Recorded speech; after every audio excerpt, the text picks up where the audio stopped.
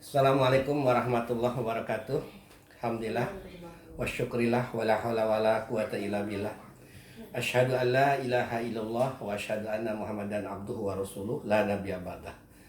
Alhamdulillah, pada kesempatan ini kita akan coba sama-sama berdiskusi membahas tentang kewirausahaan Islami. Apa itu arti kewirausahaan, apa Islami, dan bagaimana apakah kita semua bisa menjadi seorang entrepreneur yang sukses dunia akhirat tentunya. Pertama, mari kita lihat definisi atau arti dari wirausaha. Wira itu kalau dalam kamus bahasa Indonesia artinya pejuang, ya, sesuatu yang tangguh, ya, sesuatu pejuang. Kemudian usaha itu adalah ya kerja atau usaha membuat inovasi baru. Sekarang banyak orang yang punya keinginan tentang menjadi seorang pengusaha, tapi selalu bilang, wah nggak mungkin kita jadi pengusaha, saya nggak ada bakat katanya. Ada juga yang berbicara, nggak mungkin kita jadi pengusaha, kita nggak punya modal. Nah, mari ya dua masalah ini yang kita akan bahas saat ini ya di pertemuan pertama. Yang pertama, apakah benar ya, seseorang bisa jadi pengusaha itu kalau dia punya bakat? Nah, maka ini yang pertama akan kita bahas. Kewirausahaan atau entrepreneur memang ada dua pendapat besar di kalangan para cendekiawan, terutama mereka pakar-pakar entrepreneur di dunia ini. Ya, sama halnya dengan manajemen, ya, karena manajemen itu bahagian dari kewirausahaan itu sendiri. Ada yang mengatakan bahwa seseorang bisa jadi pengusaha, jadi entrepreneur kalau memang punya bakat. Ya, mereka menganggap entrepreneur, pengusaha itu ada seorang seni, ya, bukan sesuatu yang bisa dipelajari. Tapi banyak juga pendapat atau para ahli yang mengatakan bahwa entrepreneur itu sebuah sains, sebuah ilmu. Sehingga siapapun orangnya, ya, asal dia sungguh-sungguh mempelajari tentang kewirausahaan, ilmu kewirausahaan, dan dia menjalani dengan benar, dengan tertib, nah, dengan sesuai dengan tahapan-tahapannya, step by stepnya, maka dipastikan dia akan menjadi pengusaha yang sukses. Oke. Kalau begitu berarti saya pun bisa jadi pengusaha. Bisa, setiap orang bisa jadi pengusaha. Lah, tapi kan kita nggak punya modal. Nggak mungkin orang modal dengkul katanya. Sebenarnya semua orang dilahirkan ke dunia ini punya modal. Dalam ilmu ekonomi, yang dikatakan kapital atau modal itu minimal ada 5M. Ya. Ada money, man, method, mesin, dan material. Selama kita dilahirkan menjadi seorang manusia, ya, bukan hewan, bukan tumbuh-tumbuhan, bukan jin, bukan kuntilanak gitu, maka kita pasti punya modal karena kita manusia. Manusia itu sebuah modal, ya, sebuah kapital, ya. Dan saya sendiri pernah mengalami seperti ini ketika tahun 2005, ya, kemudian waktu itu saya ingin merintis sebuah usaha dan saya hanya punya dua modalnya, itu saya manusia men, dan saya punya metode, ya, cara. Nah, saya punya networking, saya punya konsep dan seterusnya. Kemudian Allah pertemukan dengan seseorang yang punya money, punya uang. Kebetulan kata orang. Oh, bukan kebetulan. Di dunia ini tidak ada sesuatu yang kebetulan. Hatta itu setetes air hujan yang jatuh ke bumi atau sehelai daun yang jatuh ke bumi, itu Allah telah tulis 50.000 tahun sebelumnya di Lauhul Mahfuz. Jadi tidak ada istilah kebetulan. Dan akhirnya pada tahun 2005 itu kita berkolaborasi. Kita join, bekerja sama. Saya sebagai man, dua yang saya punya. Kemudian dengan money itu memang lebih banyak bergerak, ya, bisa beli material, beli mesin. Dan alhamdulillah usaha itu 3 tahun break even point. Setelah itu omset kurang lebih 1 miliar sebulan. Dan ini Masya Allah luar biasa. Jadi sekarang tidak ada alasan jika Anda ingin jadi seorang pengusaha yang sukses, ya, walaupun nanti kita akan bahas yang sukses itu yang seperti apa. Apakah yang sukses itu yang omsetnya besar atau seperti apa? Nah, kita akan berbicara di forum seperti ini. Pertama, kita harus yakini bahwa entrepreneur, kewirausahaan itu bukan hanya bakat, ya, tetapi juga sebuah ilmu yang bisa dipelajari siapapun orangnya dan bisa diamalkan asal dia menggunakannya dengan tertib, dengan tata cara yang telah dibakukan, SOP-nya, standar prosedurnya benar gitu ya. Dari proses bagaimana kalau kita usaha baru gitu, kita ada feasibility tadi, studi kelayakan usaha, dari mencari bentuk badan hukumnya, jenis produknya, kemudian juga pola distribusi atau marketingnya, kemudian cari keuangannya dan seterusnya benar sesuai dengan ilmunya, ini insya Allah pun siapapun bisa jadi entrepreneur. Ya. Karena yang akan saya tekankan di sini, entrepreneur itu, pengusaha itu bukan hanya bakat. Walaupun tidak punya bakat, tapi dia punya ilmu, dia bisa menjadi seorang pengusaha. Dan yang kedua, kita yakin bahwa kita punya modal. Hanya bagaimana modal kita yang tadi dikatakan minimal adalah kita seorang manusia bisa membaca situasi, membaca peluang-peluang bisnis. Sekarang kan lagi merebak wabah corona ya. Bagi orang-orang yang punya jiwa usaha tinggi, ini adalah satu opportunity, satu kesempatan ya. Ini bukan satu hambatan. Yang tadinya kita lihat di Pekalongan misalnya, ya, mungkin penjualan batik, penjualan kain itu, baju itu mulai menurun, maka karena dia dalam dirinya ada jiwa entrepreneur yang bagus, yang tinggi, maka dia banting setir ya. Konveksinya dia buat masker, masya Allah, karena memang boomingnya saat ini masker gitu ya. Jadi tidak ada istilah bagi seorang entrepreneur ini sesuatu yang merugikan. Setiap musibah sekalipun itu adalah peluang untuk bisnis, peluang untuk kemajuan. Nah, jadi kita sudah sepakat bahwa entrepreneur, pengusaha itu pertama tidak hanya bakat tapi juga ilmu, sehingga siapapun bisa mempelajarinya. Yang kedua, tidak ada alasan seseorang tidak bisa memulai usaha baru karena tidak punya modal. Karena kita manusia, minimal ada satu modalnya, yaitu manusia. Dan karena kita belajar kewirausahaan, kita belajar ilmu manajemen dan seterusnya, jadi paling tidak kita punya dua modalnya. Satu adalah manusia itu sendiri yang melekat pada diri kita sejak lahir. Kita bukan kuntilanak, bukan genderuwo ya, atau apa yang sekarang lagi ngetren ya. Tapi kita manusia, itu modal yang pertama. Yang kedua, kita belajar tentang ilmu-ilmu kewirausahaan, kita belajar tentang ilmu manajemen ya. Maka yang kedua dipastikan insya Allah kita punya modal yang kedua, itu metode, cara ya.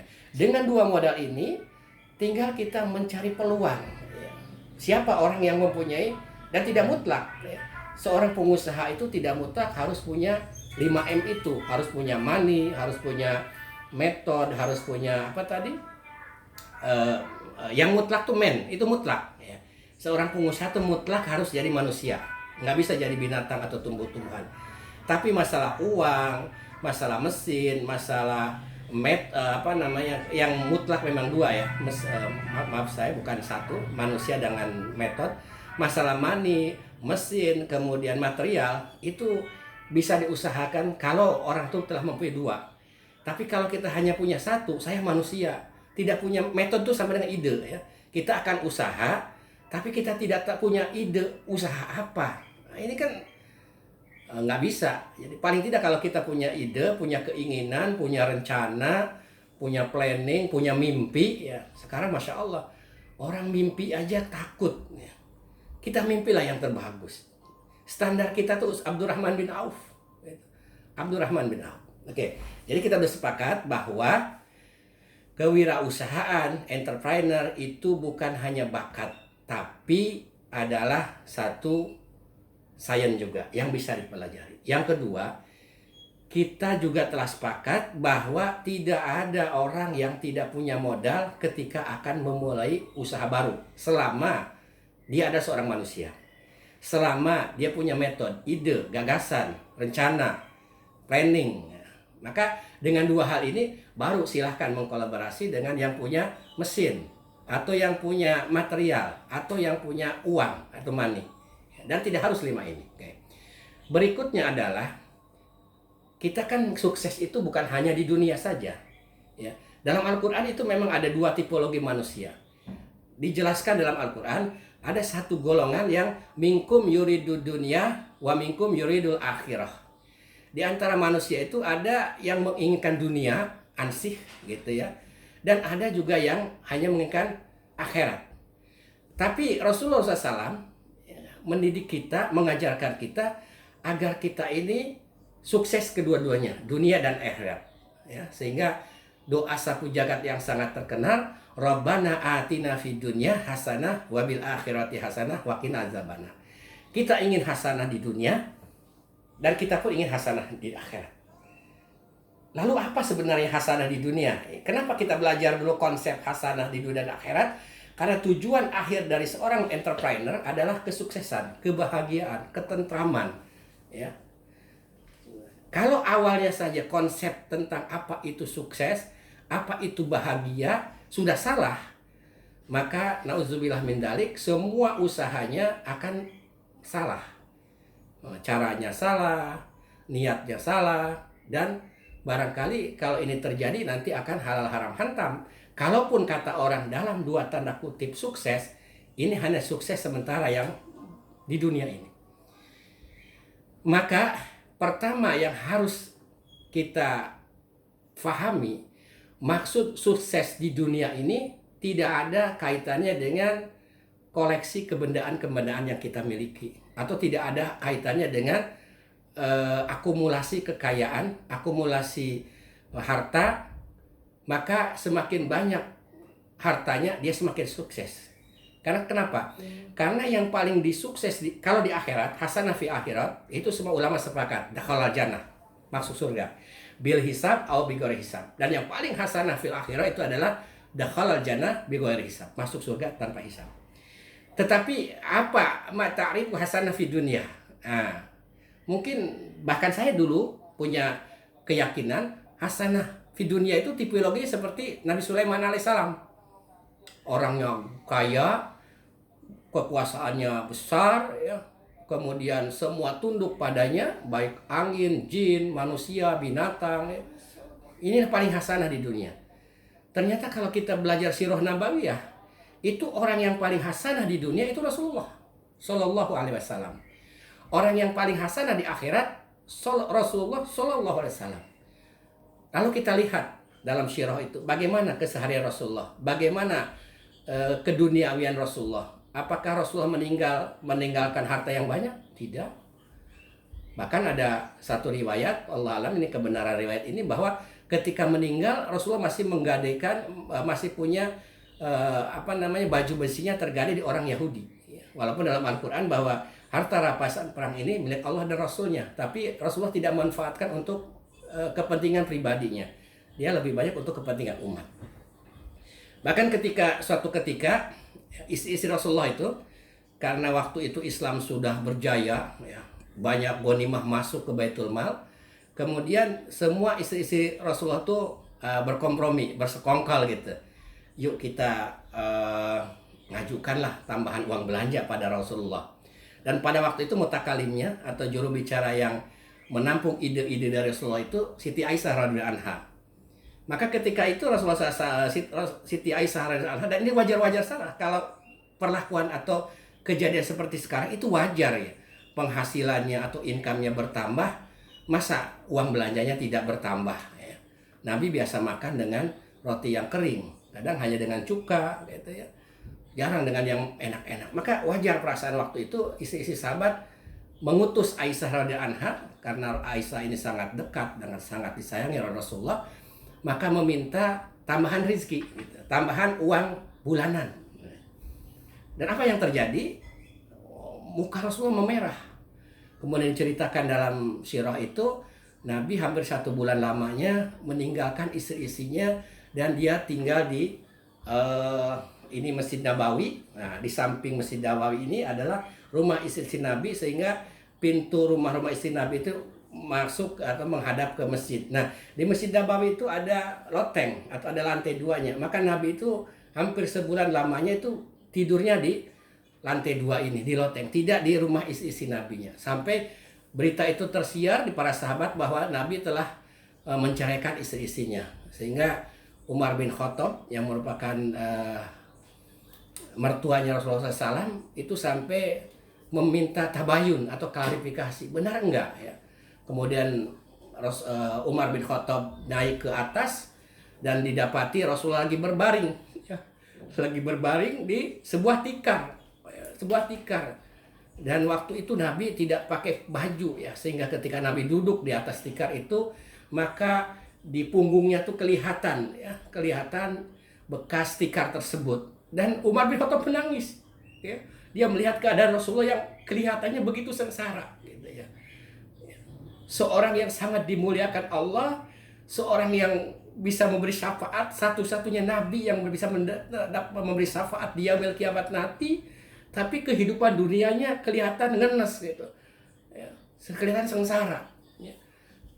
Umar melihat sekeliling apa yang ada di situ dan kelihatan hanya ada satu bag tempat air yang dari kulit digantung di dinding, kemudian ada tikar ya, ada satu riwayat itu adalah selimut yang dijadikan alas tidur, dan selimut itu ketika musim dingin dilipat 4 supaya hangat, dan musim panas dilipat 2.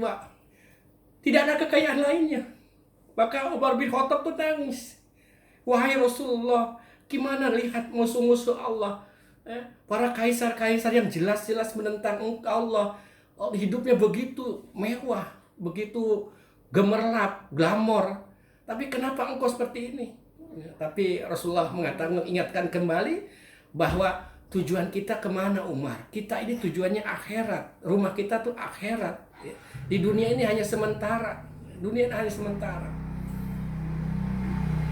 Jadi Rasulullah yang dikatakan paling hasanah di dunia, ternyata kebendaan-kebendaan, koleksi-koleksi kebendaannya hampir tidak ada. Lalu kalau begitu apa hasanah fi dunia? Ini yang akan kita cari nanti. Hasanah fi dunia, ketika ada sahabat tanya kepada Ali bin Abi Thalib, maka Ali bin Abi Thalib mengatakan hasanah fi dunia adalah mar'atus salihah, istri yang salihah. Jadi alhamdulillah ya, kalau kita punya istri yang salihah, mungkin dari segi ekonomi kita banyak kekurangan, tapi kita punya istri yang salihah, maka dikatakan baiti janati, rumahku adalah surgaku. Surga itu kan penuh dengan kemewahan, ya, makanannya mewah, peralatannya tempat tinggalnya mewah, gedungnya mewah. Kenapa ini ada rumah yang hanya terbuat dari bata, kemudian lantainya pun dari pasir, atap rumbia atasnya, tapi dikatakan baiti janati? Karena yang dikatakan baiti janati ini tidak terletak, surga di dunia ini bukan hanya terletak kepada bentuk fisiknya, tapi di dalamnya ada ketenangan, ada keharmonisan, ada ketentraman. Kemudian sahabat yang lain, Abu Qatadah mengatakan bahwa hasanah fi dunya itu ilman nafi'ah, ilmu yang bermanfaat. Jadi ini ya yang akan kita cari kalau kita nanti jadi wirausaha yang sukses. Apa boleh? Tidak boleh kita kaya? Boleh. Ya, Abdurrahman bin Auf itu berkali-kali sebenarnya pingin miskin. Karena suatu ketika Abdurrahman bin Auf ketemu Rasulullah, dan Rasulullah mengatakan, wahai Abdurrahman bin Auf, engkau akan masuk surga sekarang merangkap. Kenapa merangkap? Karena banyak hartanya, dihisabnya tuh satu persatu. Apalagi namanya harta. Ini dari mana asalnya, digunakan untuk apa? Kalau yang lain umur, hanya untuk apa umur engkau gunakan? Ya. Tapi begitu harta itu dari dua, ya. Masuknya dari mana dan untuk apa? Atau sekarang vending lending gitu ya dalam perbankan itu. Oke, saudara-saudara yang dimuliakan Allah Subhanahu wa taala, maka ini yang harus kita tanamkan. Nah, tadi bicara tentang kewirausahaan, padahal materi kali ini adalah kewirausahaan Islami. Apa itu Islami? Nah, ini penting sekali. Kalau kita bicara Islami, tentu di dalamnya adalah sesuai apa yang dicontohkan Allah dan Rasulnya, yaitu sesuai dengan syariat Islam. Sehingga banyak perbedaan antara kewirausahaan konvensional dan kewirausahaan Islami. Paling tidak ada 3 perbedaan prinsip. Yang pertama dari segi niat, ya. Karena innamal a'malu binniyat gitu ya. Kalau kewirausahaan non Islami atau konvensional, niatnya ya semata-mata urusan duniawi saja. Bagaimana kita bisa sukses di dunia? Tidak ada ukhrawiyah, tidak ada niat lain ya. Mencari ridha Allah dan sebagainya. Tidak ada niatnya. Niatnya kalau konvensional itu bagaimana saya dengan aset yang ada, dengan modal yang ada ini bisa sukses berkembang. Itu niat. Yang kedua caranya. Jadi perbedaan pokok antara kewirausahaan Islam dan non Islam atau konvensional paling tidak di 3 tataran ini. Yang pertama tadi tentang niatnya. Ya. Niatnya kalau kewirausahaan Islam itu niatnya mencari ridha Allah. Caranya, nah jelas. Kalau cara yang konvensional, apapun ditempuh, baik halal, haram, hantam. Pakai riba, oke. Ya. Kadang dengan banyak penipuan. Saya punya background ya, saya S1, S2 saya ada ekonomi, manajemen. Juga saya pernah jadi konsultan bisnis. Saya pernah jadi manajer akunting. Ya. Maka ketika membuat laporan itu akan beda gitu ya. Mana laporan yang ke pajak, jadi kecilkan supaya apa? Pajaknya kecil.